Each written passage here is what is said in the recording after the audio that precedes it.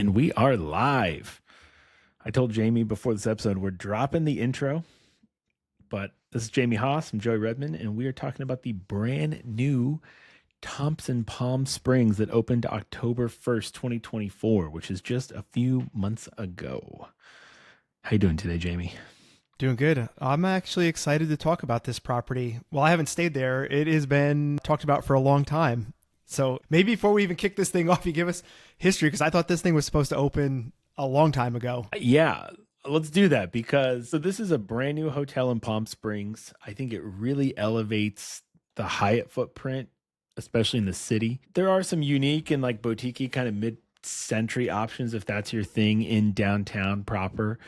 But I'd really argue the only other hotel at this level is the Parker Palm Springs, which used to be way back in the day actually under the Starwood hotel property, but I'm pretty sure now they're completely independent. But that is a really nice option. It's definitely south of the city off the main strip. I think the unique thing about this Thompson Palm Springs is it is square in downtown. If you know where the Hyatt Palm Springs is, no, and this is Hyatt, like one of the, I think, three actual Hyatt named properties left in America, almost catacornered to it. So it's really close.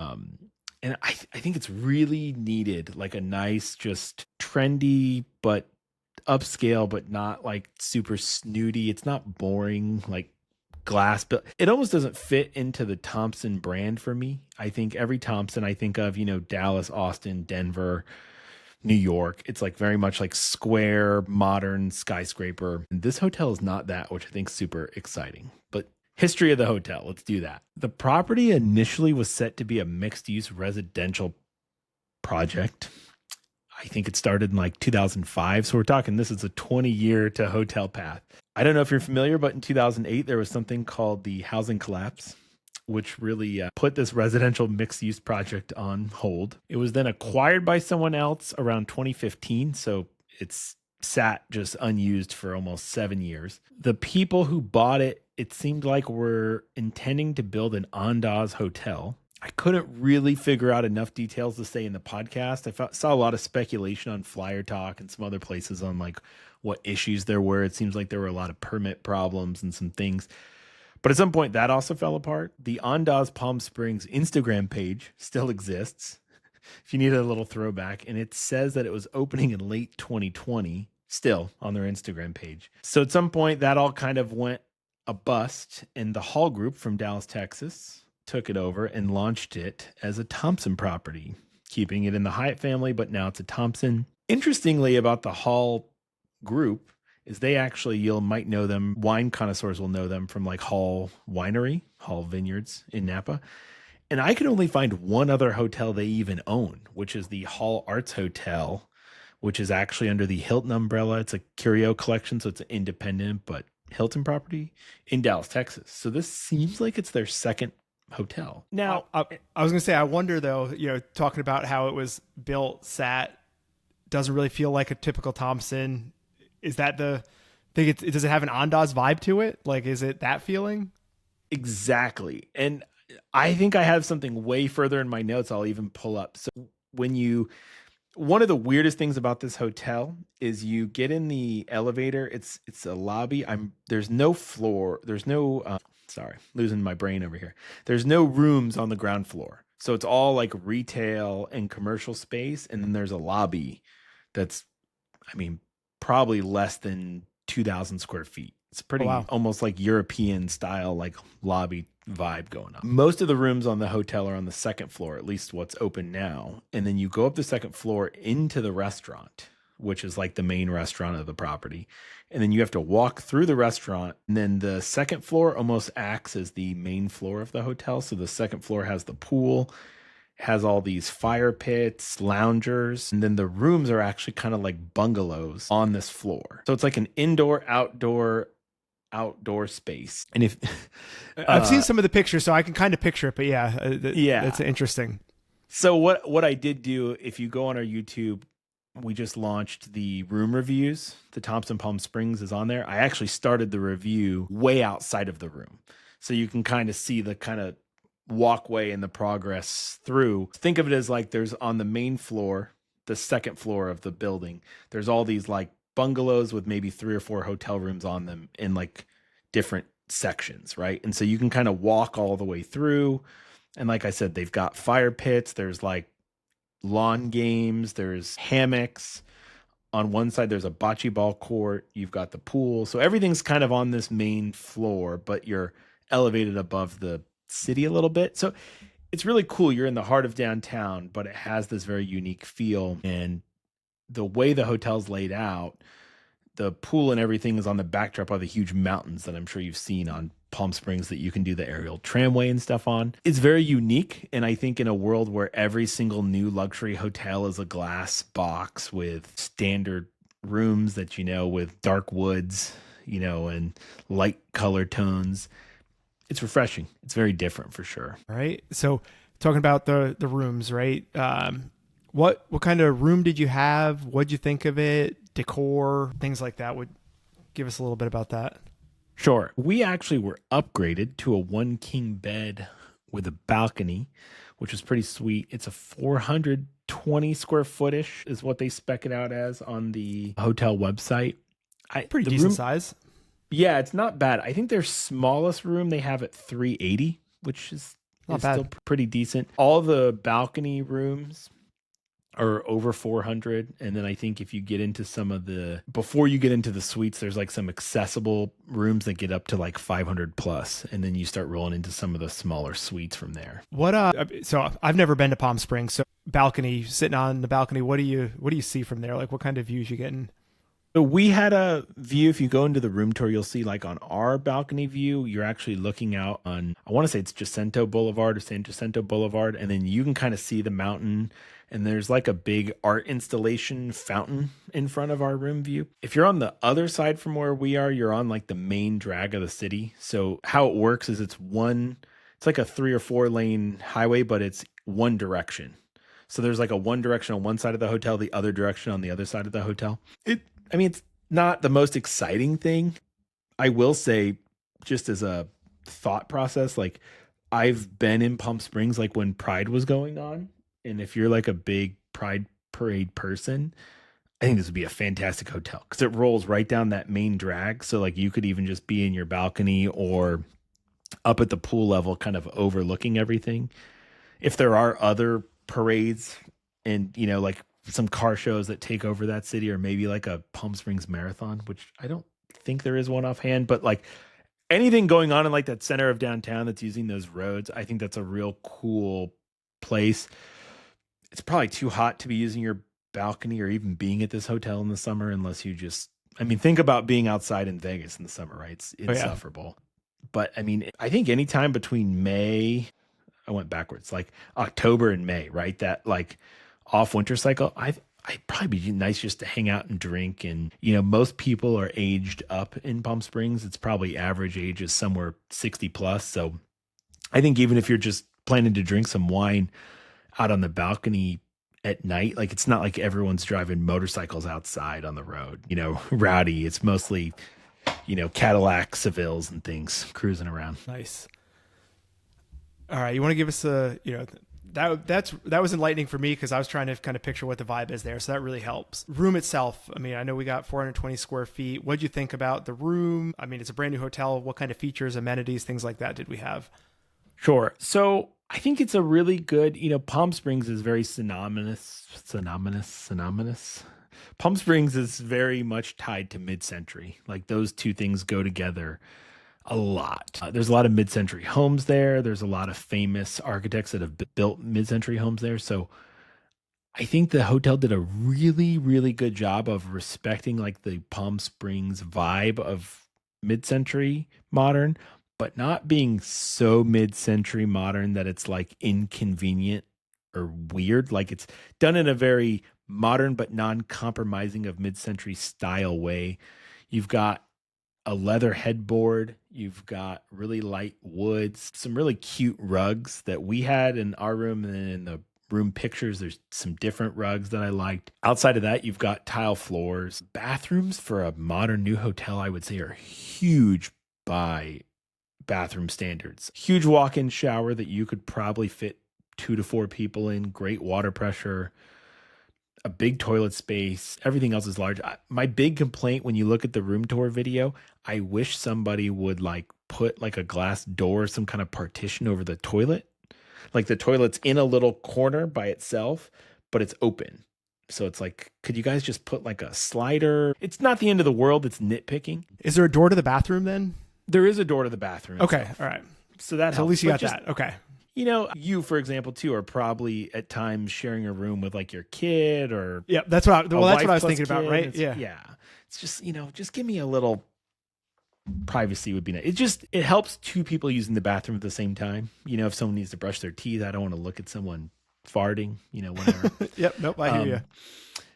Now, the person who brought us our bags to our room and guided us through this maze to get to our room, he was really helpful and nice. I really like talking to him. I wish I remembered his name for this podcast, but shout out to him. He used to live in Texas, so he'll know who he is. But he pointed something out and checked our room. A lot of the bathrooms, when they opened the hotel, had automatic lights in the bathroom.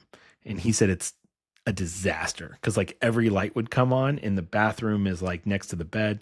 So they've been slowly converting all those to manual switches.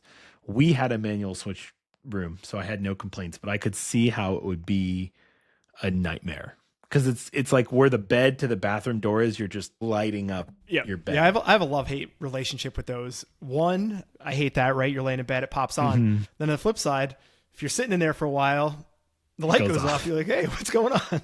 I really like some hotels. I feel like a lot of the Four Seasons do it, and even some Hilton, strangely, where like the auto light is like under the bed. It's like an under bed night light. Yeah.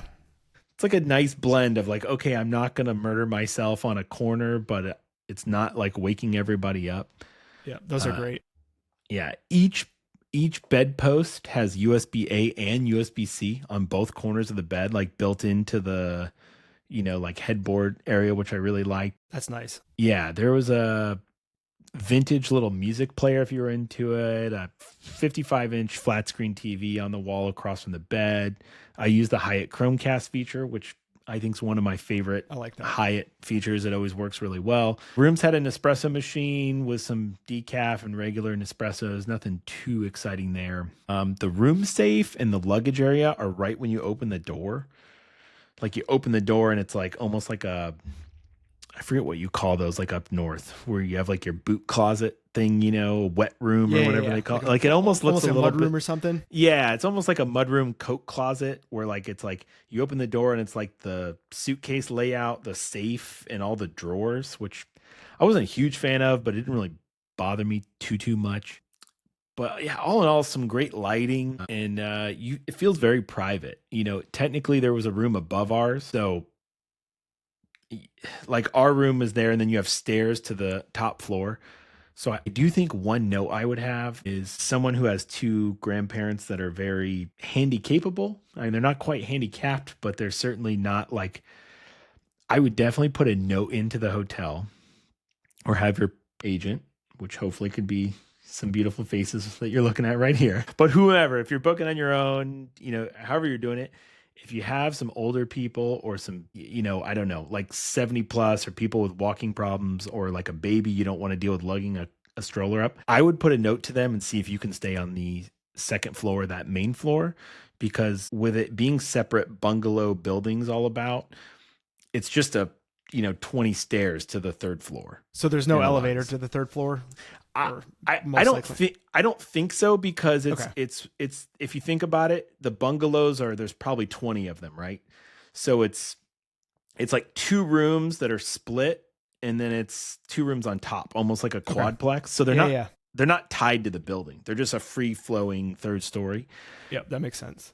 There are some rooms on the main hotel that I understood as well, but if you're going to stay there, I think you really want to be, those are the courtyard rooms. You really want to be in the balcony, walking through the little area, but just put a note in and say, hey, I have a 2-year-old in a stroller, or hey, my grandma's 75. Can we just make sure we're on the second floor? I think it'd be really easy to accommodate, but just a footnote. And then real quick, now that I covered the rooms, I want to circle back to, so the property is 168 bungalow style rooms, and there's 18 suites open. So it's a pretty small hotel. However, they are still doing construction on an adults only tower that's going to be opening soon called Upper Stories. Were they building that It's while you were there? Yes. I didn't hear much. It is close. I think, we were there on the weekend, which construction's, not as likely to be going on. If you're super sensitive to noise, I'd ask to stay on the other side of the hotel, maybe from that as well, as another just request. So it is interesting. It's an adults only tower. It's going to have its own exclusive swimming pool. It's going to have its own lounge, and it's going to be 42 guest rooms with 5 suites. Now, they say that's opening in 2025, but let's also keep in mind it took 20 years for this project to come to fruition. So Right? I don't know if they're going to nail the timeline exactly on it. It seems interesting. I don't have the luxury of traveling ever where it's adults only these days. So I don't know if that's on my list, but I do think it's nice that it's offering that with its own pool and some things. Palm Springs is definitely a more mature audience. I will say I didn't ever feel like my kid was unwelcome there, but it's certainly not a very family oriented welcoming hotel either. So this isn't going to be a spring break destination. Yeah, which I don't honestly, I don't even fault the hotel. I don't know what you're doing in Palm Springs, unless you're trying to go to the big tennis tournament that happens there in February, the Indian Open, Wells? right? Yeah, Indian Wells. If you've got kids and you really want to go to spring break, I would just probably look at the Hyatt Regency Indian Wells or the JW Marriott that has a lazy river and stuff. This is putting you in town. In downtown. Indian Wells and all that stuff's way out for people that don't know the valley and whole Coachella Valley area. I would go back with my daughter. People were very nice to her. I actually had some lady at breakfast who did not look pleasant. And I was like, boy. And she came over and she's like, your daughter's so, wonderful and mature. And I was like, okay, thanks. Yeah, I didn't have, like I said, I didn't have any problems. I never really felt unwelcome. Let's talk about the pool. Yeah, so I was going to ask you about that because when I think about this hotel, all the renderings and all the pictures leading up to it, and I don't know if this was on purpose or just their marketing, every picture I see is the pool. That seems to be all the marketing they've done that I've seen online. So I was going to ask you about the pool, what it was like, what the vibe is. I think the pool is where your kid will feel very unwelcome. Okay, fair. Not in a intentional way, but it's very much, the pool has a vibe, and there were a lot of people at the pool relatively, I think, for the occupancy, and none of them were in the pool, and all of them were wearing less than you probably wanted them to be. And there was a DJ pumping out EDM music. And this is 11 a.m. on a Saturday. Okay. So okay. All right. You can imagine as the night gets going, this place is getting a little crazy. It's very much like a think Las Vegas pool weekend. It's shallow. Most people are probably not in the pool. There's an infinite amount of seating, which you probably can see in all the renders and stuff. So it's made to almost be like a day club, I think, more than a bring your kids to go swim in Palm Springs type thing. So a couple of 10-year-olds throwing the football out of place. Yeah, and now there are some open spaces. You could probably send them off to where the bocce ball court is if there aren't people playing over there. There's some places they can find their own, but you're definitely not dropping your kids off for the weekend at the pool and letting them hang out. Okay, so just that's fair. Keep that in mind. I think if I was, single or just traveling by myself or with my wife, I'd probably go hang out at the pool. It's right on the other side of the restaurant, and I'll get to the food in a little bit. The food in this place was phenomenal that we had. So I think there's some good times there. I just, if it's your kid, I don't know. There's a hot tub too on the end of the in that area that's for the pool as well. But like I said, it had a lot of seating. So unless it's 4th of July or New Year's Eve or just some big event going on there, I think you're not going to have to wake up and fight for chairs or deal with any of that. Yeah. And then I did like that a lot. I don't know if you're done with the pool. I was going to actually ask you about the gym. I know we try to hit on that usually, fitness center. Okay. I did not work out down there, but I did go explore quite a bit. I really like the gym. The aesthetic in the gym is really nice, which, might be something people don't care about, but there's just some hotels where being in the gym, I'll tell you a hotel I really liked that I think has the worst gym I've ever been to on the planet is the Waldorf Astoria Grand Wailea. Total tangent. I love that hotel. I like everything about it. The gym makes me feel like I am working out in my great grandmother's basement. Yeah. So I do appreciate a hotel where the gym is not an afterthought. Like, I guess we got to throw some equipment in here where, it sounds like it's designed in and like well laid out and everything. Yeah, there's a lot of room and like space in the gym, which you don't get a lot. I mean, and they had multiple stair steppers, free weights, kettlebells. Obviously, all the equipment's new. Some of the more modern treadmill styles. The brand they used in the gym, I didn't recognize, but I'm not super into like each gym's, branding. But it was definitely a brand I didn't recognize. But like I said, I mean, with free weights, kettlebells, stair steppers, and then you had room to lay out like yoga mats and stretch and do things. And aesthetically, it was built out just like everything else in the hotel. It was very nice. It was very thought through. Which what can you really ask for more in a gym? Yeah. I was gonna say, I feel like Thompson does a good job. Like Thompson Dallas has a nice gym that I remember. So yeah, that's awesome. All right. So I guess next thing, I know you were only there for a little bit, but what kind of food options we got and how was it? Sure. Before I dig into food too, Okay. I think I'll point out something that kind of brings us into food. The hotel has a lot of indoor outdoor space and it flows really well. But like I mentioned before, being there in the summer is just going to be probably a little rough. I was there in November and it was fantastic. It was 45 degrees when I woke up and went running at 5 a.m. By 11 a.m., it was 72. Indoor, outdoor, Yeah, great. good. When it's 115, I don't know how I feel. I think that goes back to, September to May. I think great. This place is going to be awesome. Breakfast was pretty interesting. It is in a Mediterranean restaurant, not where you're expecting to eat breakfast at a Hyatt property. It's called the Lola Rose Grand Mezze, which Was the breakfast Mediterranean? It's like it is, but it isn't. It's think like traditional American dishes with some Mediterranean twists, if you will. I personally ordered the fried chicken and cornbread waffles. Sounds good. It was pretty good. It came with this delicious maple syrup that they had put something in I couldn't identify. My friend who joined me for breakfast was Canadian, and he also loved this maple syrup, but could not tell me why it was so good. My daughter had ordered a pancake, and she also loved this maple syrup. And she got a regular whole wheat pancake, but they made me a cornbread waffle. So they had some diversity there. There was a little bit of confusion with the menu. They gave us a breakfast menu, but since it was the weekend, it was technically a brunch menu, but they couldn't find the brunch menu. I think there was a very new hotel issue, but she was like, the menus are pretty much the same. So I don't know what was actually not available or not. Interestingly, they gave me as a side lebni and honey, which is very Mediterranean. They didn't give me like some pita bread or anything to eat it with, so I wasn't really sure what I was working with there. But I did really like their lebni. The honey was good. The coffee was for hotel coffee up there. It definitely seemed like some kind of single origin. It was a little watered down. I don't know if it's just their brewing process or whatever, but it was not anything offensive, which, you can get some offensive. It did not taste very hotel coffee. It definitely was elevated from there. And I drank a lot of it. So that's why I think it was watered down. It did not feel very caffeinated. The decor and style of this place is great. It's real fun. The booths are real like offset back, like an old school diner.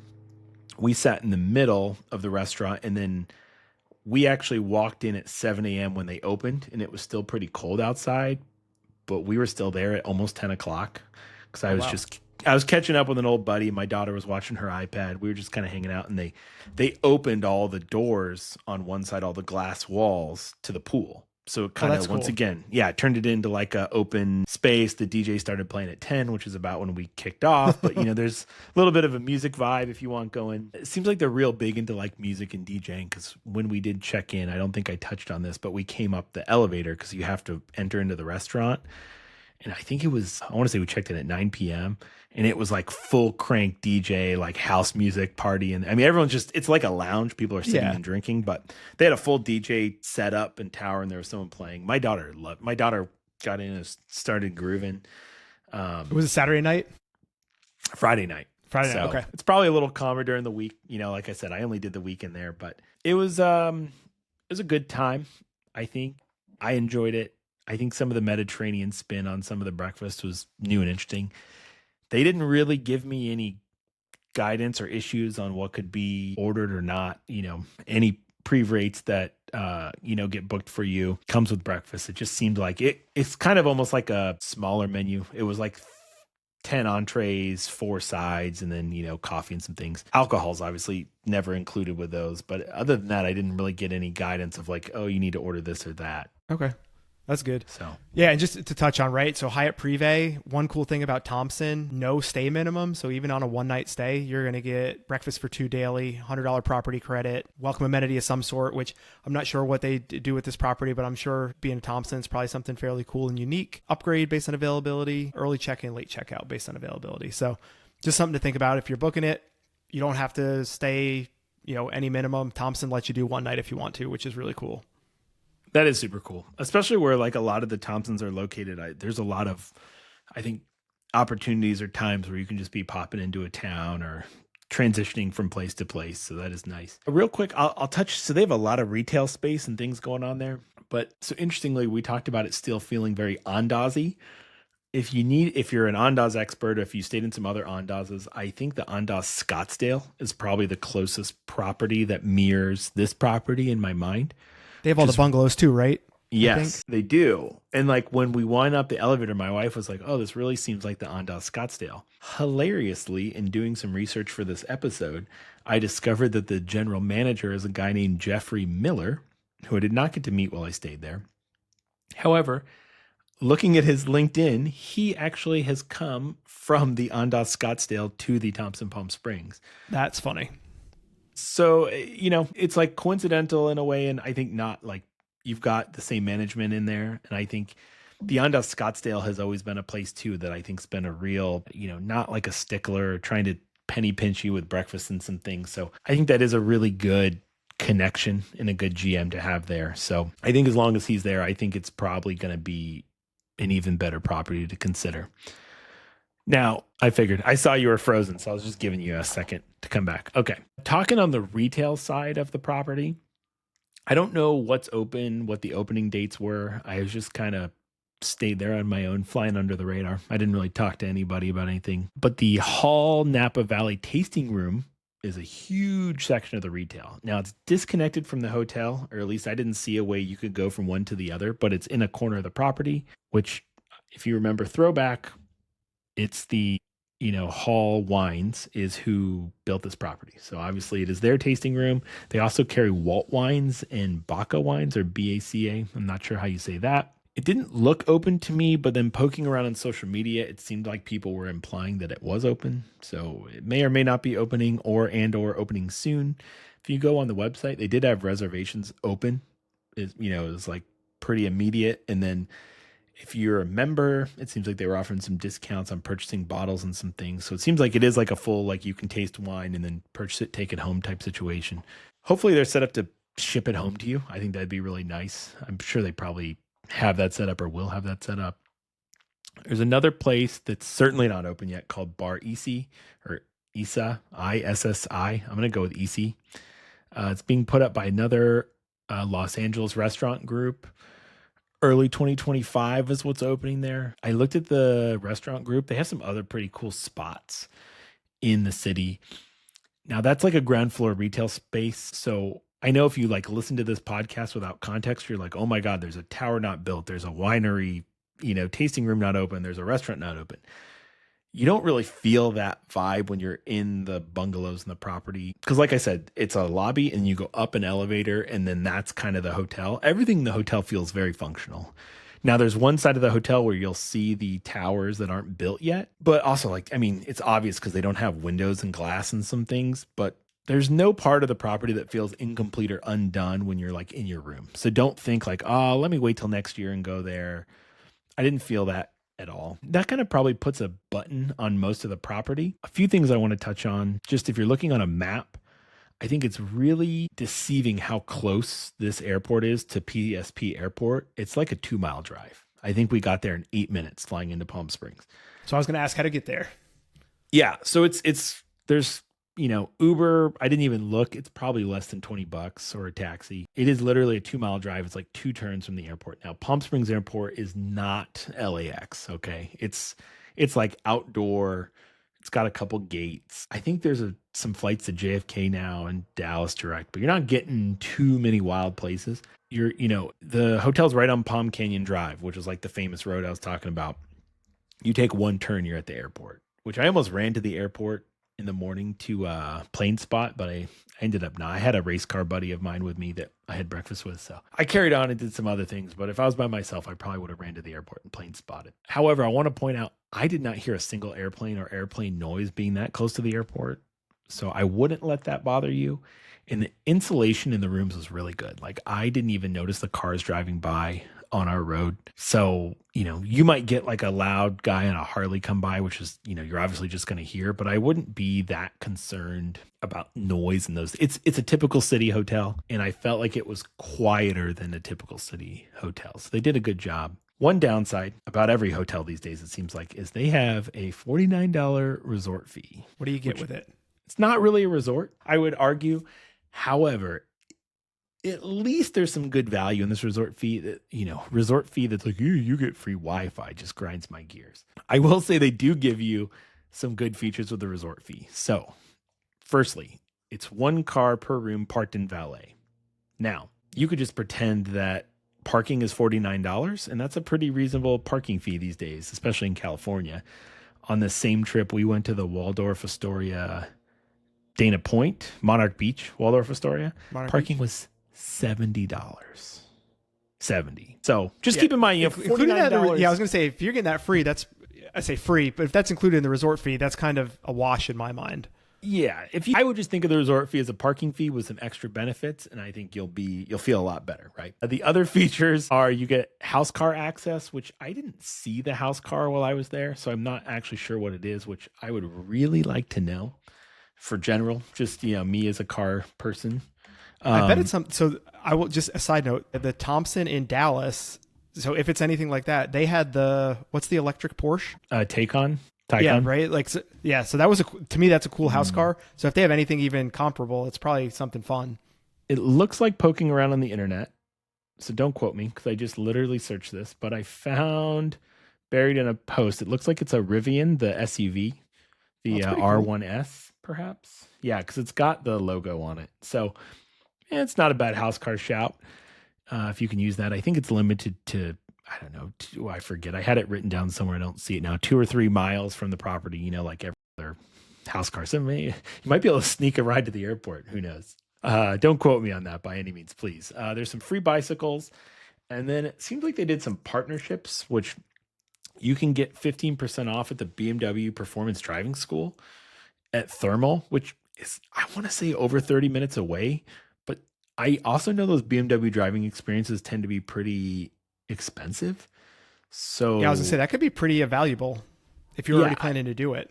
Part of me is like, if you know you're going to do the BMW driving experience, maybe just stay here, get the 15% off, and you're kind of, washing your hotel room cost at that point or pretty close to it.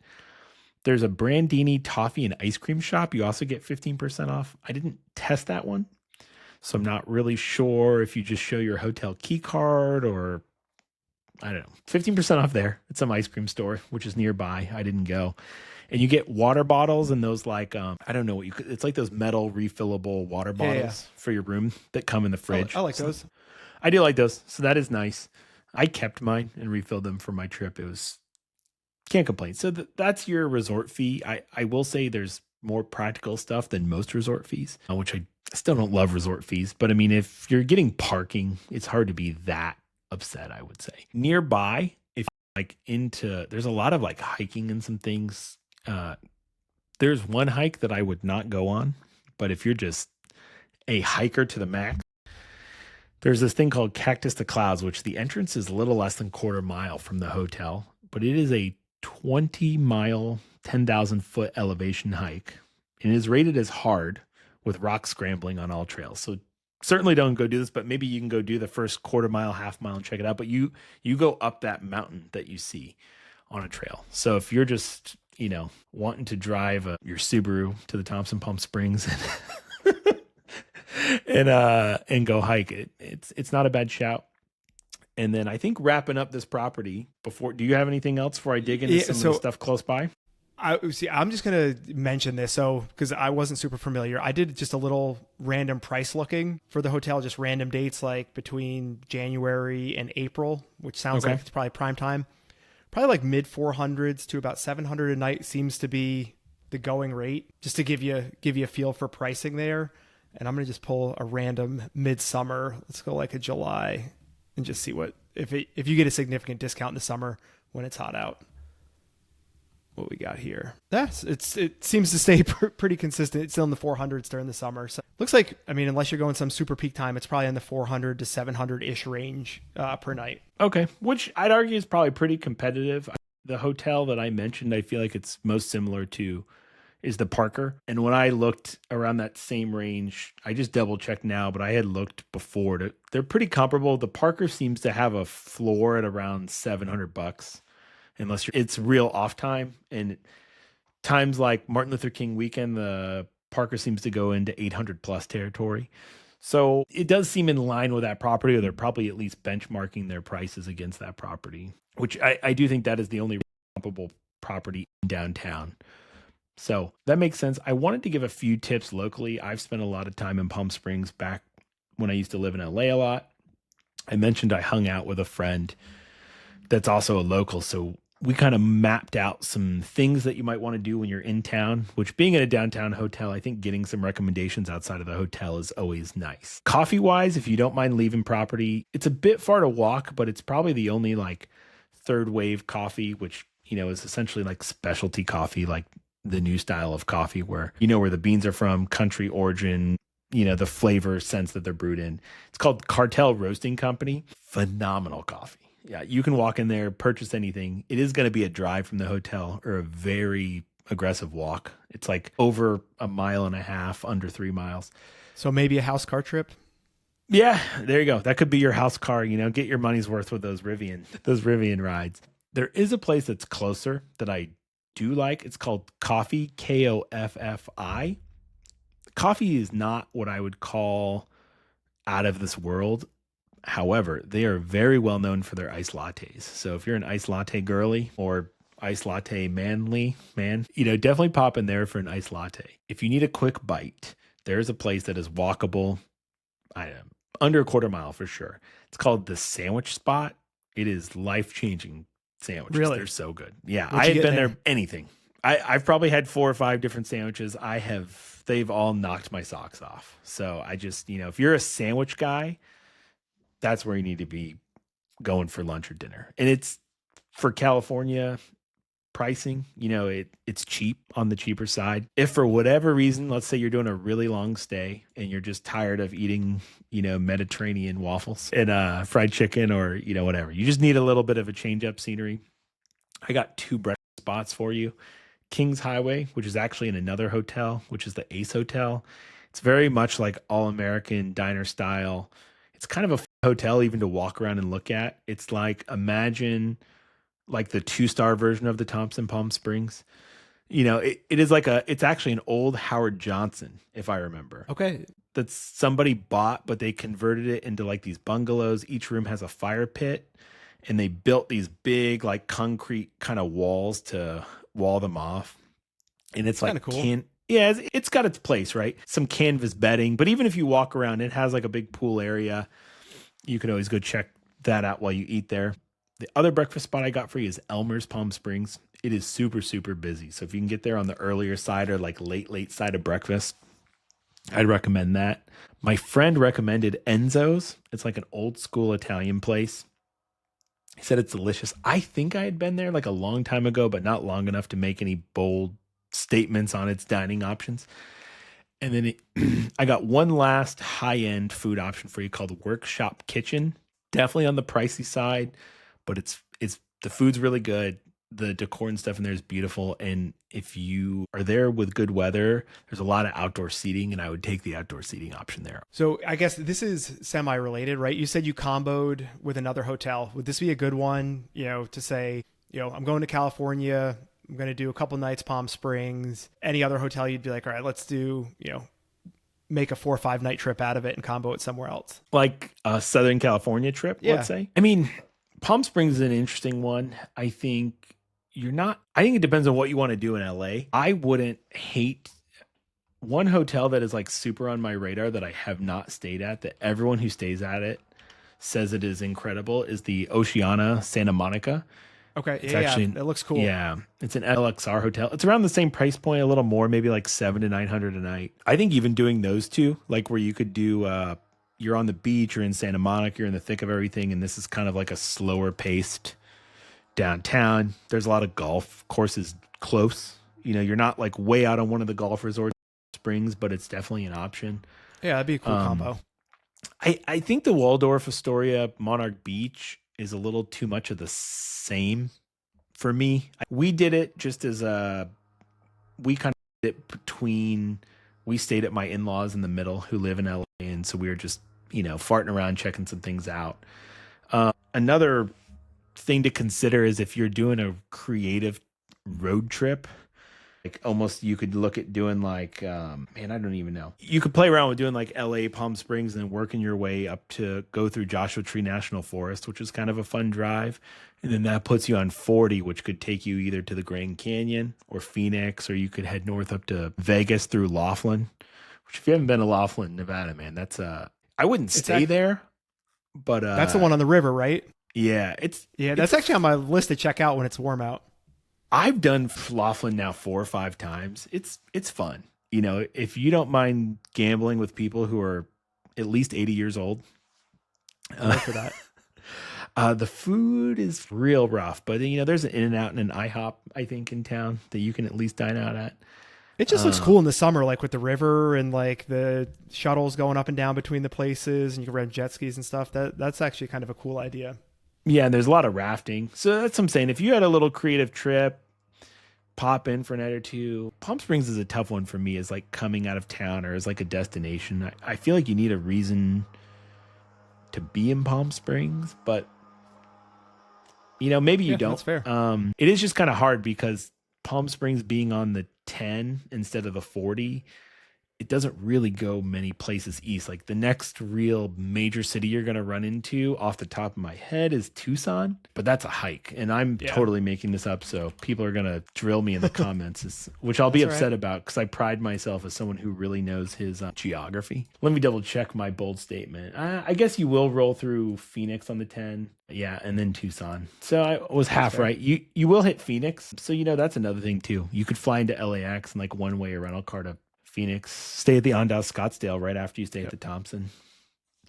Yeah, just throwing some ideas out there because I don't know, like this isn't probably a place you're going for a week unless it's for some reason. Probably not. Which, you know, here's an interesting, you know, just for the fun of it. I mean, you could do, if you wanted to just stay really on theme with your hotels, right? You could do the Thompson Hollywood, Thompson Palm Springs, and Andaz Scottsdale. There you go. Which I was trying to check it. Thompson Palm Springs to Andaz Scottsdale is a 4.5 hour drive. So that's easy in a day. Yeah, just something fun to think about.